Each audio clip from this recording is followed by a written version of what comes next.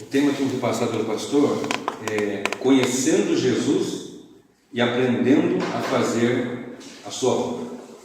Conhecendo Jesus e aprendendo a fazer a sua obra. Queridos, esse tema eu poderia falar aqui o resto da minha vida, não sei quantos anos eu tenho, mas pelos séculos afora, e ainda ia faltar assunto. Tão vasto é esse tema, né? Conhecendo Jesus e aprendendo a fazer a sua vontade. Mas aqui, meia hora, 35 minutos mais ou menos, nós vamos falar um pouco sobre essas verdades. Acompanhe comigo a leitura do versículo 1 de João 9. Enquanto Jesus caminhava, viu um homem cego de nascença, e os seus discípulos perguntaram: Mestre, quem pecou para que este homem nascesse cego? Ele ou os pais dele? Jesus respondeu: Nem ele pecou, nem os pais dele, mas isso aconteceu para que nele se manifestem as obras de Deus. É necessário que façamos as obras daquele que me enviou enquanto é dia. A noite vem, quando ninguém pode trabalhar. Enquanto estou no mundo, sou a luz do mundo. Depois de dizer isso, Jesus cuspiu na terra, fez lama com a saliva e com a lama untou os olhos do cego. Então disse ao cego: Vá lavar-se no tanque de Siloé. Siloé quer dizer enviado. O cego foi, lavou-se e voltou vendo. Então os vizinhos e os que antes o conheciam de vista, como mendigo, perguntaram: Não é este o que ficava sentado pedindo esmolas? Uns diziam: É ele. Outros: Não, mas se parece com ele. O homem dizia: Sou eu. Então lhe perguntaram: Como foram abertos os seus olhos? Ele respondeu: O homem chamado Jesus fez lama, passou nos meus olhos e disse: Vá ao tanque de Siloé e lave-se. Então fui, lavei-me e estou vendo. Eles perguntaram: Onde está ele? Respondeu: Não sei. Levaram aos fariseus aquele que antes era cego, e era sábado, o dia em que Jesus fez a lama e lhe abriu os olhos. Então os fariseus lhe perguntaram outra vez como podia ver. Ele respondeu: Ele pôs lama sobre os meus olhos, lavei-me e estou vendo. Por isso alguns dos fariseus diziam: Este homem não é de Deus, porque não guarda o sábado. Mas outros diziam: Como pode um homem pecador fazer sinais como estes? E houve divisão entre eles. De novo perguntaram ao cego: O que você diz a respeito dele, uma vez que lhe abriu os olhos? Ele respondeu: É um profeta. Os judeus não acreditaram que ele tinha sido cego e que agora podia ver, enquanto não chamaram os pais dele e lhe perguntaram: É este o filho de vocês, que vocês dizem que nasceu cego? Como é que agora ele está vendo? Então os pais responderam: Sabemos que esse é o nosso filho e que nasceu cego, mas não sabemos agora como está vendo. Então, e também não sabemos quem lhe abriu os olhos. Perguntem a ele, pois já tem idade e poderá falar por si mesmo. Os pais deles disseram isto porque estavam com medo dos judeus, pois esses já tinham combinado que, se alguém confessasse que Jesus era o Cristo, seria expulso da sinagoga. Foi por isso que os pais dele disseram: Ele já tem idade e poderá falar por si mesmo. Então chamaram pela segunda vez o homem que tinha sido cego e lhe disseram: Diga a verdade diante de Deus, nós sabemos que este homem é pecador. Ele respondeu: Se é pecador, não sei. Uma coisa sei, e eu era cego e agora vejo. Perguntaram outra vez: O que ele fez a você? Como lhe abriu os olhos? Ele respondeu: Já lhes disse, mas vocês não viram. Por que querem ouvir outra vez? Por acaso vocês querem se tornar discípulos dele? Então o insultaram e lhe disseram: Discípulo dele é você, nós somos discípulos de Moisés. Sabemos que Deus falou a Moisés, mas este nem sabemos de onde é. O homem respondeu: É estranho que vocês não saibam de onde ele é, mas ele me abriu os olhos. Sabemos que Deus não atende a pecadores, pelo contrário, se alguém teme a Deus e pratica a sua obra, a sua vontade, a este atende. Desde que o mundo existe, jamais se ouviu que alguém tenha aberto os olhos a um cego de nascença. Se este homem não fosse de Deus, não poderia ter feito nada. Mas eles disseram: Você nasceu cheio de pecado e quer nos ensinar? E os expulsaram. Jesus ouviu que eles tinham expulsado o homem. Ao encontrá-lo, perguntou: Você crê no Filho do Homem? Ele respondeu: Quem é, Senhor, para que eu creia? E Jesus lhe disse: você já o tem visto, é aquele que está falando com você. Então ele afirmou: eu creio, Senhor, e o adorou. Jesus continuou: eu vim a este mundo para juízo, a fim de que os que não veem vejam, e os que veem tornem-se cegos. Alguns dos fariseus que estavam perto dele perguntaram-lhe: por acaso também nós somos cegos? Jesus respondeu: se vocês fossem cegos, não teriam pecado algum, mas porque agora dizem nós vemos, o pecado de vocês permanece.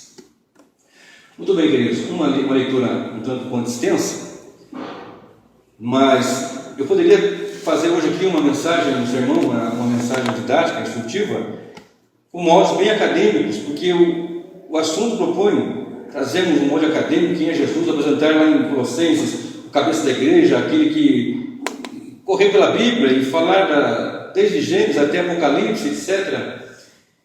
E quando o pastor fez o convite, na hora, no domingo, ele anunciou que estaria ministrando aqui hoje, e ocorreu esse texto.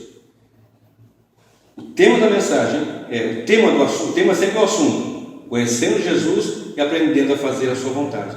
Mas o título desse sermão é o homem chamado Jesus, aquele que nos abre os olhos.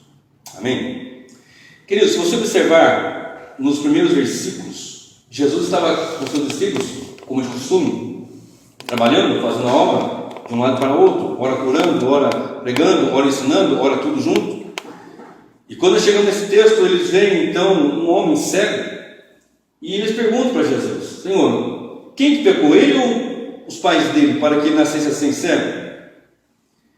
E o Senhor disse assim: olha, nem ele nem seus pais pecaram, para que ele nascesse cego. Nós sabemos que todos pecamos, todos pecaram e carecem da glória de Deus. Mas a mentalidade, o que eles pensavam era: se alguém está doente, se alguma coisa não vai bem, é porque ele tem pecado. Era o que ocorria na mente das pessoas na ocasião, dos seus discípulos, inclusive nos dias atuais.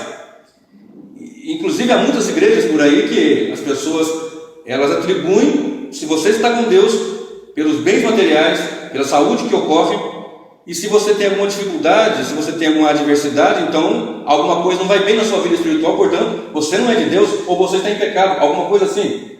E essa era a mentalidade que passava ali, e o Senhor Jesus disse: não, nem os pais, nem ele pecou para que isso acontecesse, mas isso aconteceu com ele, acontece com ele, para que nele se manifestem as obras de Deus.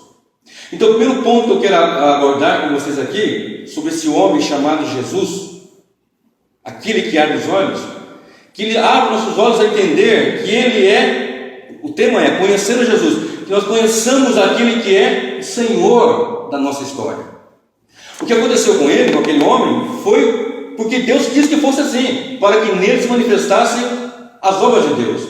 Volta um pouquinho comigo aí em João, lá no primeiro capítulo, no versículo 1. João, capítulo 1, versículo 1, 2 e 3. Observe o que diz a palavra: no princípio era o Verbo, e o Verbo estava com Deus, e o Verbo era Deus. Ele estava no princípio com Deus. Todas as coisas foram feitas por ele, e sem ele nada do que foi feito se fez. Então, o primeiro aprendizado desta noite é entender que o Senhor Jesus, ele é o Senhor da nossa história. Ele é o Senhor da sua história, Ele é o Senhor da minha vida, Ele é o Senhor da sua vida. Nada, absolutamente nada passa despercebido aos olhos do Senhor. Uma folha não cai de uma árvore, um fio de cabelo está contado, todas as coisas estão diante do Senhor. Todas as coisas estão nuas e patentes aos olhos daquele com quem temos que prestar contas. Então, conhecendo Jesus, vamos entender que Ele é o Senhor da nossa história, e as adversidades que acontecem estão sob o seu controle. E se nós estamos passando por uma pandemia, a humanidade está passando por essa pandemia, nossa cidade, nosso país, e no Brasil, além da pandemia, essa situação sanitária, nós temos ainda uma situação muito difícil na crise financeira e política, mas isso também não está fora do controle do Senhor. Nisso tudo ele deve ser glorificado, porque ele tem o controle. Esse homem está assim para que nele se manifestasse a glória de Deus, manifestasse a obra de Deus, melhor dizendo. Às vezes nós começamos a questionar Deus e não entendemos, mas como foi cantado pelo irmão Lucas agora há pouco aqui, se ele fizer ele é Deus, se ele não fizer ele é Deus, ele tem o controle, a sua vida, a minha vida estão debaixo do pleno e total controle do Senhor.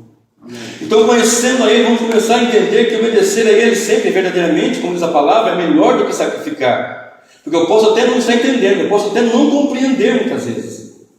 Mas quem sabe se na mente daquele moço passasse isso também. Eu sou alguém desprezível, eu sou alguém que nasceu cego, eu não consigo ver, eu não sei o que é uma cor, eu não sei a face dos meus pais, eu não sei como é que as pessoas que estão ao redor de mim. E quando o Senhor Jesus passa por eles, eles se perguntam, nenhuma coisa aconteceu, nem outra, nem os pais dele, nem ele, para que acontecesse isso. Então ele pega, cospe no chão, com a terra, com a lama, unta os seus olhos e o manda se lavar no tanque de Siloé. Mas antes disso, eu quero que você leia comigo aqui no versículo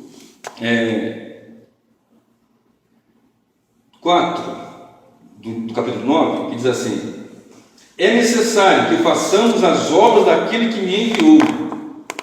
Então observe como Jesus introduz os seus discípulos na obra. É necessário que façamos. Ele poderia muito bem dizer, é necessário que eu faça, mas é necessário que façamos. Aí estava iniciando a igreja, está começando o seu rebanho, o seu povo ali. A igreja, é necessário que façamos. Ele está introduzindo os seus discípulos na tarefa, na obra.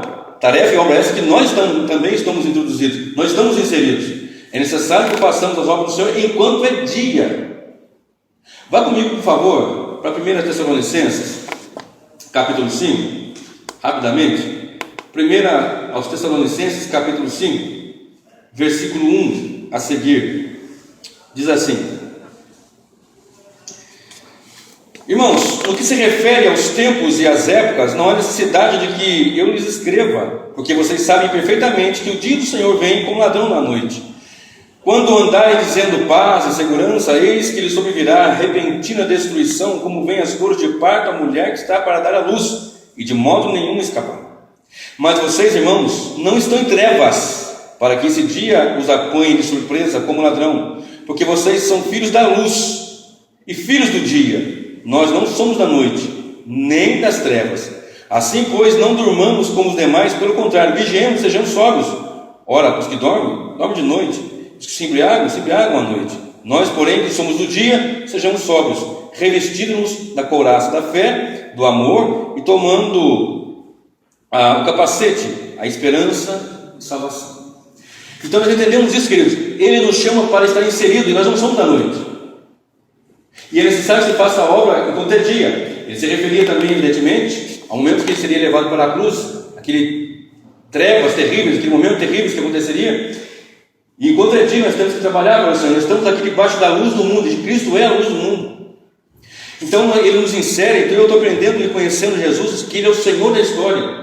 E ao invés de ficar murmurando e questionando por quê, por isso, por aquilo, e muitas pessoas se perdem e entram em parafuso, como se fala por aí, não sabendo que Ele é o Senhor da história. Mas o primeiro aprendizado que eu quero que nós tenhamos nesta noite, de saber que Jesus é o Senhor da nossa história. Ele é o Senhor da sua história. Ele é o Senhor sobre vocês, com problemas ou sem problemas, com adversidades ou sem adversidades, com lutas ou sem lutas. Ele é o Senhor da nossa história. E de alguma maneira, em alguma medida, que talvez nós não saibamos e não conheçamos, o que nós somos, o que fazemos, mesmo entendendo, devemos fazê-lo para a glória de Deus. Quer comais, quer bebais, ou façais qualquer outra coisa, fazei tudo para a glória de Deus. Continua comigo. Ele vai lá para o tanque de Siloé, que significa o enviado. Se você observar, Jesus disse assim: é necessário que você faça a obra daquele que me enviou. E logo na frente, ele vai se lavar no tanque de Siloé, que quer dizer o enviado. E ele volta enxergando. Interessante que Jesus se oculta ali, e as pessoas começam a interrogar, porque começou a enxergar. É claro, imagina uma pessoa que era cega de nascença, e de repente começa a enxergar. Imagina a euforia, imagina o alarido que ocorreu por conta daquele homem que era cego e agora começou a enxergar. Ele começou a entender, ver as pessoas, e aquela alegria toda. E algumas pessoas levaram até os fariseus, levaram até os líderes religiosos.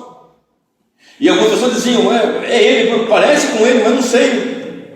Mas é ele sim, mas é bom. E levaram até os fariseus. E eles interrogaram: o que aconteceu com você? O que fizeram? Quem fez isso? Ora, o homem chamado Jesus. Pega essa frase. Fez lama, mas a primeira parte. O homem chamado Jesus. 1 Timóteo capítulo 2, versículo 5. Há um só mediador entre Deus e o homem, Jesus Cristo, homem. Deus 100% se fez homem 100%. Não deixou de ser homem, continua sendo homem, corpo de glória, corpo que nós teremos por ocasião da sua gloriosa vinda e nossa ressurreição e transformação do corpo de glória. E o homem chamado Jesus, que é aquele que abriu os olhos dele, esse mesmo, o homem chamado Jesus, 100% homem, 100% Deus. E ele disse assim: olha, é um homem. As pessoas também, muitas vezes, aí, o mundo afora, ocorre que as pessoas pensam: Jesus foi um grande homem, foi um grande filósofo. Se você for nas faculdades, o que se ensina lá é que Jesus está em pé de igualdade, como Buda, como alguns dos filósofos, Sócrates. Ele está em pé de igualdade com inúmeros vultos aí do passado, evidentemente, e não consegue enxergar e entender isso. E talvez na mente daquele moço, ele, bom, eu não sei, só sei que foi um homem chamado Jesus. Ele fez lama e assim, assado. Onde ele está? Aqui que pegou. Não sei, disse o moço. Onde está ele? Olha o versículo 12. E eles perguntaram: onde está ele? Respondeu: não sei.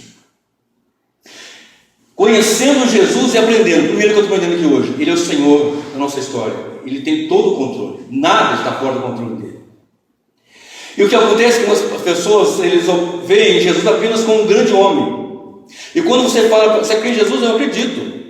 Eu acredito que ele existiu, eu acredito. Ou apenas como uma figura histórica, não como os crentes falam, os cristãos falam, que ele é Deus, mas eu acredito. Mas se você perguntar onde está Jesus, a resposta vai ser como desse cego, o ex-cego no caso agora, né? Não sei. Onde está Jesus? Não sei. É a resposta que multidões estão dando. E nós, que pela graça e bondade de Deus tivemos os olhos abertos, vou chegar daqui a pouquinho nisso, nós temos que mostrar para as pessoas como fez os apóstolos, como fez os discípulos, como fez a igreja desde o princípio, apontando Cristo. A pregação é Cristo. A pregação é mostrar onde está Cristo. A mensagem é levar as pessoas a saberem onde está Cristo. Evidentemente que Ele é Senhor, é Deus, é onipotente, onipresente, onisciente, está em todos os lugares. Mas abra comigo a sua Bíblia em Colossenses, capítulo 3. Colossenses, capítulo 3. Colossenses 3, versículo 1. 2, 3. Diz assim a palavra. E o 4 também. Portanto, se vocês foram ressuscitados juntamente com Cristo, busquem as coisas lá do alto, onde Cristo vive, assentado à direita de Deus. Pensem nas coisas lá do alto, e não nas que são daqui da terra, porque vocês morreram e a vida de vocês está oculta juntamente com Cristo em Deus. Quando Cristo, que a vida de vocês se manifestar, então vocês também serão manifestados com Ele em glória. Onde está Cristo? Assentado à direita do poder, da majestade, da glória de Deus. Então, quando alguém vai ouvir o Evangelho, vão dizer realmente que Cristo morreu por pecadores e ressuscitou para a nossa justificação, está à direita de Deus Todo-Poderoso.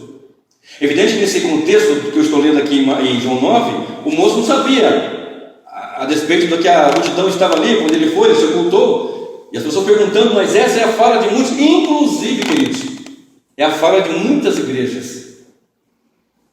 A fala de muitas igrejas, ela é bem assim: onde está Jesus? Não sabemos. Quando você lê a palavra do Senhor, lá em João capítulo 20, versículo 13, Maria Madalena, ela vai ao sepulcro e ela vê o anjo e ela pergunta assim: levaram o meu Senhor e não sei onde o colocaram.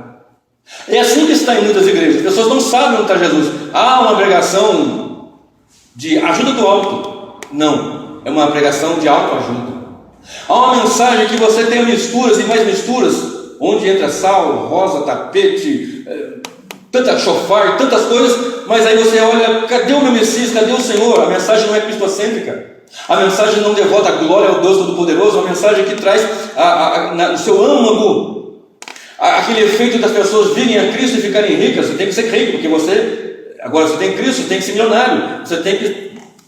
Mas a mensagem de Cristo não é essa. A mensagem de Cristo é diferente. Se você olhar para Filipenses 1:29, você vai ver o apóstolo Paulo escrevendo que a nós foi dada a graça de não somente crer em Cristo, mas também padecer por Ele.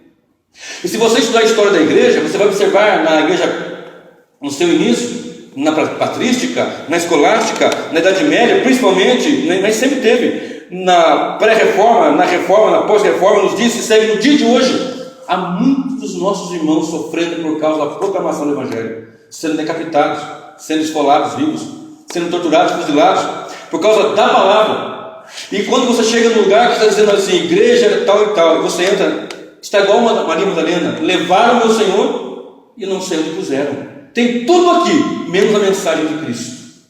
Mas eu louvo a Deus pelas poucas igrejas que ainda tem, que proclamam o Evangelho, que creem no Evangelho. Eu vou repetir uma frase que eu já tenho dito constantemente: eu creio no poder do Evangelho, eu creio que a palavra de Deus é rica, gloriosa e infalível, a poderosa palavra de Deus que nos sustenta, e que Cristo é o Verbo encarnado que nos dá vida e abre nossos olhos para sabermos onde Ele está. Não como aquele moço que foi aberto seus olhos e ao perguntar, ele não sei onde ele está. Então perguntaram para ele: olha, mas como que foi isso? Os fariseus. Ele fez assim, pegou a saliva, cuspiu no chão, fez ali, não tomei os olhos, eu fui lá, vai, voltei enxergando e tal. E começaram a questioná-lo, e foram apertando com ele, foram falar com os pais dele. E os pais dele, com medo de serem expulsos, olha, ele já tem idade, ele contou, foi isso. Que ele é nosso filho, nós temos certeza. Como ele abriu os olhos, não sabemos. Que é nosso filho, nós sabemos. Agora, ele já é crescidinho, tem idade, pergunte a ele. Pergunte a ele, porque ele vai dizer a vocês. Então ele vai, eles voltam, ele fala com o moço, e eles falam: olha, esse homem é um pecador, versículo 14, ele não guarda o sábado. Olha a mentalidade daqueles homens. Ele é um pecador, ele não guarda o sábado. A lei dizia que se um jumento, se um animal caísse num poço no dia de sábado, poderiam socorrer. Jesus disse em outras situações. Então, ele é o Senhor da história. Ele é aquele que nós temos que, como igreja, saber onde está e mostrar para as pessoas quem é ele e onde ele está. E ao disserem para ele: o que você diz dele? Esse homem que não guarda o sábado. Se você olhar para a Bíblia Sagrada, para a palavra de Deus, você vai observar que a finalidade ou o fim da lei é Cristo. Na verdade, a expressão correta é: a finalidade da lei é Cristo. E se você seguir lendo, você vai observar que algo tremendo e profundo existe ali, porque desde o Gênesis, passando pela todo o Pentateuco, os livros históricos, todos eles, profetas maiores e menores, você vai ver Cristo, você vai enxergar Cristo. Aliás, até um conselho que eu dou: procure enxergar Cristo em cada linha, em cada frase das Escrituras, porque elas apontam Cristo. E ele chega e diz assim: então, quem é ele para você? Esse homem que não guarda o sábado, esse homem é um pecador. Se é pecador, eu não sei. Eu sei que ele me abriu os olhos. Em Hebreus 4, versículo 15, diz que ele é o nosso sumo sacerdote. Nós temos um sumo sacerdote que se compadece das nossas fraquezas, que como nós, em tudo foi provado, porém sem pecado. Hebreus 4, versículo 15. Se ele é pecador, eu não sei. Nós sabemos que ele não é. Segundo aos Coríntios 5, 21 diz: aquele que não conheceu o pecado, Deus o fez pecado por nós, para que nós fôssemos feitos justiça de Deus. Ou seja, Deus assumiu em si os nossos pecados. 1 Pedro 1, 22, levou no seu corpo sobre o madeiro os nossos pecados. Não era pecador, mas recebeu todo o nosso pecado, e na cruz do Calvário derramou o seu sangue precioso. Então ele diz: se ele é pecador, não sei, mas nós sabemos, temos que anunciar isso, aprendendo de Jesus, conhecendo Jesus e aprendendo a obedecê-lo. E se ele é sem pecado, ele é santo. E se ele é santo, também devo ser santo. 1 Pedro capítulo 1, verso 15, 16. Mas como é santo aquele que vos chamou, sede vós também santos em toda a vossa maneira de viver. Porque está escrito: sede santos, porque eu sou santo. Então, perguntam a ele: o que você diz dele? Eu digo que é um profeta. Um profeta. Se você observar, veja comigo, Lucas 9. Se você observar, ele diz assim, versículo 17: o que diz a respeito dele uma vez que ele abriu os olhos? Ele respondeu: é um profeta. Se você olhar para João 10, 41, você vai observar que João Batista também é um profeta, que o próprio Senhor Jesus deu testemunho dele, dizendo, e está escrito lá: João Batista não fez sinal algum, porém tudo o que ele falou a respeito de Jesus é verdade. Então o conceito de ser um profeta não podia ser implicado por fazer milagres, mas muitos profetas fizeram milagres. E se você olhar para Deuteronômio capítulo 18, versículo 15, e para Atos 3, 22, você vai ver a mesma expressão, dizendo que iria se levantar um profeta semelhante a Moisés, ele falando, semelhante a mim, Moisés no caso, dei ouvido a ele. E quando chega em Atos 3, Paulo prega e cita essa passagem. Mas Jesus não era um profeta, ele era o profeta. Então, observe, quando nós olhamos para Mateus, capítulo 21, versículo 9 e versículo 10, anteriores também, Jesus vai entrar em Jerusalém, na última semana. Naquele dia entrando, as pessoas vão gritando, cortando ramo de árvores e colocando no chão. Ele pede para que seus discípulos peguem uma jumentinha, ele traz uma jumentinha e o seu filhote, e o seu filhotinho, e ele entra em Jerusalém, as pessoas gritam, Hosana, Hosana, bendito seja o filho de Davi, bendito o que vem no nome do Senhor, e vão cantando, e vão celebrando, ele vai entrando, e quando chega na cidade, aquele alvoroço todo, e algumas pessoas perguntam, quem é este? Aí alguém diz, as pessoas respondem, este é o profeta de Nazaré. Quando chegamos em João capítulo 7, verso 38 e 39, Jesus diz assim, quem tem sede, vem a mim, beba. Quem quiser, vem a mim, beba, porque rios de água viva fluirão do seu ventre, dizendo do Espírito que ele nos daria. Então, quando ele faz isso, as pessoas começam a apontá-lo, e no versículo 40 eles dizem, eis agora se levantou um verdadeiro profeta. Primeira lição, ele é o Senhor da nossa história. Segunda lição, ele é o verdadeiro profeta, aquele que tem todo o conhecimento e tem o que eu vou dizer daqui a pouco. O profeta não trazia só, porque na mente das pessoas, o profeta é aquele que traz uma nova revelação. Ele é a revelação. A plena revelação de Deus é Cristo Jesus. As pessoas querem buscar conhecimento nos filósofos. As pessoas querem buscar conhecimento nas histórias dos grandes vultos. As pessoas querem buscar conhecimento, mas a igreja não está impedida de buscar conhecimento e estudar, porque isso é muito interessante, é muito importante. E tem uma frase minha, que o irmão Sérgio conhece ela, minha esposa nem se fala, né? Que é assim, o verbo estudar deve estar no presente do indicativo. Estudo hoje, estudo amanhã, estudo depois da manhã. Não é só estudei, eu estudo. Deve ser o verbo tem que estar nesse tempo. E quando eu entendo que ele é o profeta, não é só aquele que revela, porque ele é a revelação, mas o profeta traz juízo, eu vou falar daqui a pouquinho. Primeira lição, é o Senhor da nossa história. Aprenda isso, obedeça a ele. Segundo, ele é o profeta verdadeiro. Eu não preciso de mais nenhum outro, ninguém mais. O primeiro Adão, ele é alma vivente. O último Adão, que é Cristo, está lá em Coríntios 15, ele é espírito vivificante.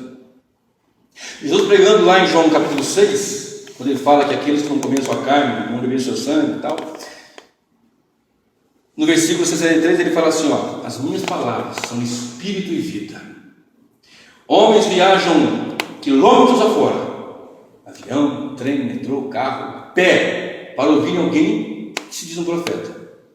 Mas muitas vezes não atravessam uma rua para ouvir a pregação do Evangelho, porque aqui está a mensagem, aqui está a profecia, aqui está o alicerce, aqui está a revelação de Deus para a igreja, para o homem, para a humanidade, não só para a igreja, para a humanidade, aqueles que quiserem, venha de graça.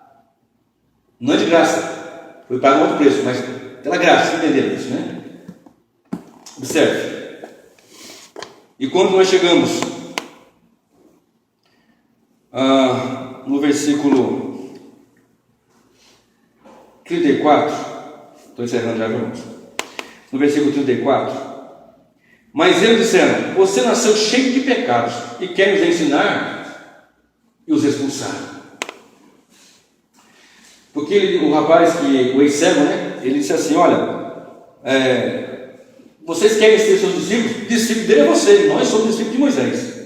E você nasceu todo em pecado e quer nos ensinar? Queridos, se nós olharmos para o espelho e não enxergarmos o maior pecador naquele espelho, alguma coisa não vai bem conosco. Ao olhar para o espelho, nós temos que enxergar, aqui está o maior pecador que eu conheço. Porque nós somos muito hábeis para apontar e dizer que aquele lá, ou aquele outro e as falhas dos outros, mas nós não olhamos para nós. E ao olhar para o espelho, eu tenho que enxergar naquele espelho o maior pecador e começar a adorar a Deus, que a respeito disso, Deus quis me salvar. Foi Ele. Aleluia. Observe, Romanos 3:3 diz que todos pecaram e carecem da glória de Deus. Romanos 6:3 diz que o salário do pecado é a morte, mas o dom gratuito de Deus é a vida eterna. Então, quando eles apontam, olha, você nasceu todo em pecado, e eles não eram pecadores? Eles não tinham pecado? É evidente que tinham, inclusive aqui estava com essa soberba, com essa empáfia.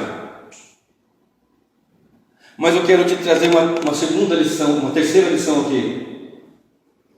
Que mesmo sendo pecadores, mesmo olhando no espelho e enxergando o maior pecador ali, Jesus Cristo morreu na cruz por pecadores. Jesus Cristo derramou sangue precioso por pecadores. Seu sangue verteu por mim, perdido pecador, como diz a canção.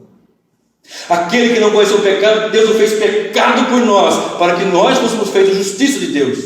Romanos 5, verso 1: justificados, pois, mediante a fé por Jesus Cristo, temos paz com Deus. E quando eles olham, expulsam aquele moço, então o Senhor vai e se aproxima dele. Verso 35: Jesus ouviu que eles tinham expulsado o homem. Ao encontrá-lo, perguntou: você crê no Filho do Homem? Ele respondeu: quem é, Senhor, para que eu creia nele? E Jesus lhe disse: você já o tem visto, é aquele que está falando com você. Então ele afirmou. Quarta lição: conhecendo Jesus e aprendendo a obedecer. Eu sou um pecador, fui salvo por ele. Ele é o Senhor da história, ele é o Senhor da lei. A finalidade da lei é Cristo. Ele não guarda o sábado, mas ele é o Senhor da lei, ele é o Senhor do sábado. Terceiro, ele morreu por pecadores. Então, olhar no espelho, você vai ver: aqui está o maior pecador que eu conheço, mas salvo pela graça de Deus. E quando eu olho para essa passagem agora, para eu entender, compreender como é que eu obedeço e conheço. Porque você fala de conhecer, eu posso citar aqui milhares de versículos e passagens bíblicas. Está escrito aqui em Pedro, está aqui em Tiago, está escrito aqui ali, e começando uma série de coisas, e as pessoas vão, então não é por graça, já é por obras, porque eu tenho que fazer. É claro que nos é cabido, como novos nascidos, é uma nova vida, novidade de vida, nova criação, e tudo se fez novo, as coisas velhas passaram. Mas então, qual é o cerne dessa minha mensagem esta noite? Está justamente aqui, nesse versículo. Ele afirmou: creio. Primeiro ponto desse fechamento meu, dessa minha conclusão: crer. É ensinado, vastamente ensinado, que o Evangelho não é a palavra de Deus, apenas contém. Há pessoas empenhadas com afinco em colocar na mente das pessoas que a Bíblia é apenas um livro como qualquer outro livro bom ou razoável, e não assumem, não aceitam que a Bíblia é a palavra de Deus. Mas quando eu faço isso, eu creio. Nós temos que olhar para Romanos 2, versículo 4, que diz que nós temos que nos alegrar no Senhor pela grandeza e pela graça de nos conceder crer nele. Nos deu a graça de nos arrependermos, então, portanto, crer. Efésios 2, verso 1 diz que nós estávamos mortos em ofensas e delitos, e ele nos deu vida. Então, como que eu posso olhar no espelho e ver esse pecador? É saber que eu creio nele, nos méritos de Cristo, pelo seu sangue derramado na cruz. Primeiro, crer. Segundo, eu creio, Senhor, render-se.